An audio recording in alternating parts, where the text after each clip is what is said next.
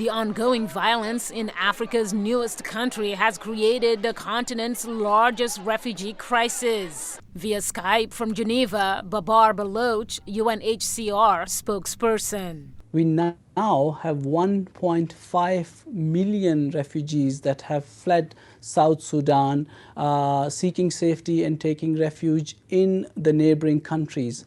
Uganda is the largest recipient of South Sudanese refugees. Around 700,000 have fled to Uganda. Others have gone to Sudan, Ethiopia, DRC, Central African Republic as well. And what we have seen is that all these communities in the neighboring countries who are welcoming the South Sudanese refugees, they don't have enough themselves.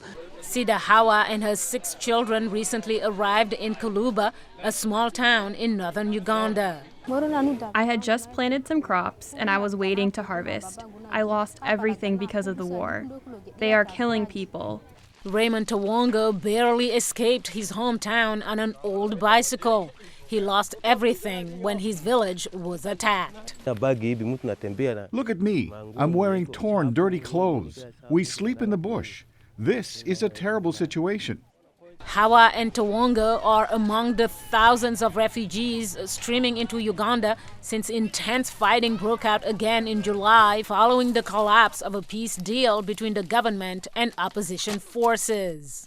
Brian Adeba says it's time to focus on the root causes of the conflict.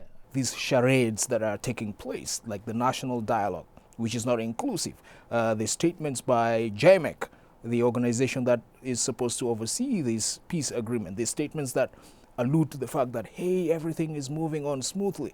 This is just a phantom process, and we need to recognize the peace deal for what it is. It is dead. For that, Adeba says all the parties involved need to return to the negotiating table. The government is a key actor in this conflict, and it needs to be at the table. The SPLM-IO in opposition, led by Dr. Riek Machar, has to be at the negotiating table as well.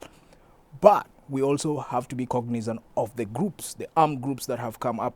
There are several of them in the Equatorias and in Upper Nile that need to be brought to the table.